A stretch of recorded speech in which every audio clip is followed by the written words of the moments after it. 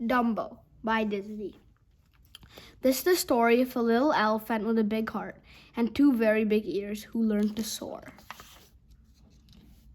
It was morning at the circus. Hopeful mothers looked up as storks flew overhead.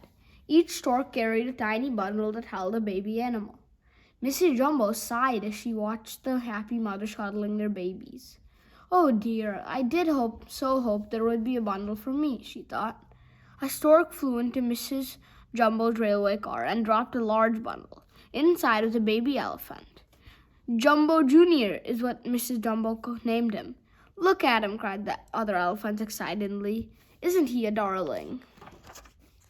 Just then, Mrs. Jumbo's baby sneezed. Out flapped two enormous ears. The other elephants gasped. Then they began to giggle. Aren't they funny, said one elephant. Dumbo, said another. Mrs. Jumbo didn't care what the other elephants thought. She loved her baby, big ears and all. She lifted him up in her trunk and gently rocked him to sleep. That night, the circus train stopped and all the animals climbed out. The circus men put up a huge tent.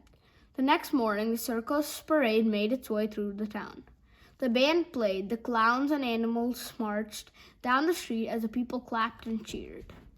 Crowds hurried to the circus tent that night. They were eager to see all the animals. Look at his ears, cried a nosy boy, pointing at Dumbo. They were the funniest thing he'd ever seen. The boys laughed and teased Dumbo. Then one of them pulled the little elephant's ears. Mrs. Jumbo trumpeted with anger. When she raised a hay bale to throw at the naughty boys, they ran away in terror. Down, down, cried the ringmaster, cracking his whip. Dumbo's mother was taken away and locked in a small cage far away from Dumbo. Nearby, a mouse called Timothy was watching. He felt sorry for the little elephant. All we've got to do is build you an act, Timothy told Dumbo. Make you a star. Just then they heard the ringmaster talking in his tent.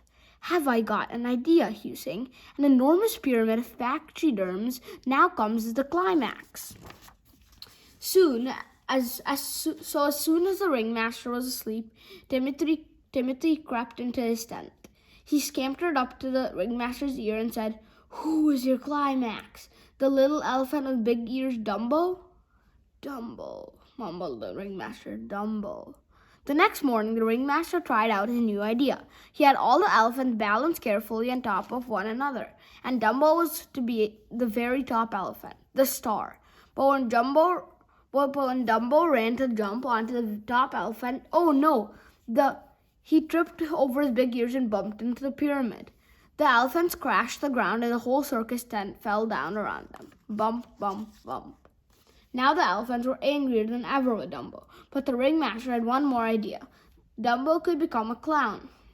So Dumbo was dressed like a baby and put at the very top of a burning building. The other clowns playfully pretended to be firefighters. They sprayed Dumbo with water and held a hoop for him to jump into. Poor Dumbo was terrified as he jumped. Down, down, down he dropped until he fell through the hoop into a big tub of sticky glue. The audience cheered and roared with laughter when Dumbo landed in the goo. But Dumbo was not happy at all. We're going over to see your mother, said Timothy to cheer up Dumbo. Dumbo and his mother were overjoyed to see each other. Mrs. Jumbo put her trunk through the bars of her cage and cuddled her son, singing a lullaby. But all too soon it was time for Dumbo to go. Sadly, he fell asleep and dreamed and dreamed. The next thing Dumbo and Timothy knew it was morning. When they opened their eyes, they saw a group of crows looking at them. Dumbo and Timothy were high up on the branch of a tree. How did they get up there, wondered the friendly birds. The little elephant was so surprised that he lost his balance. Dumbo and Timothy tumbled down into a pond far below. I wonder how we ever got up in that tree, said Timothy, shaking himself dry. Maybe you flew up, joked one of the crows. Yes, that's right, cried Timothy. Dumbo, you flew. The little elephant looked surprised. He couldn't really fly, could he? Timothy told Dumbo to believe in himself. One crow gave Timothy an ordinary feather and whispered, use the magic feather. Holding the feather in his trunk, Dumbo stood at the edge of a cliff. Before he could change his mind, the crows pushed him, and off he went. All at once, Dumbo was flapping his big ears and he was flying. "Look, you're flying!" cried Timothy.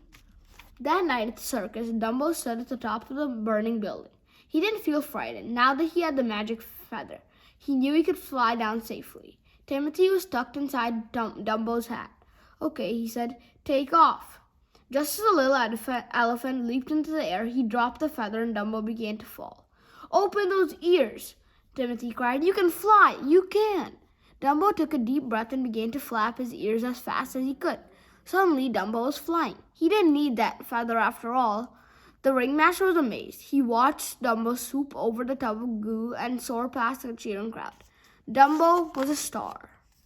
Before long, Dumbo was famous all around the world, just as Timothy had said he would be. Crowds flocked to the circus to see Dumbo, the amazing flying elephant. The ringmaster released Dumbo's mother and gave her a special train car of her own, and Dumbo and his mother were very happy. Okay, the question of this book is, why was Dumbo's mother was locked away? Why was she locked away in a cage? The answer is because she was gonna throw a sack of hay onto some naughty boys.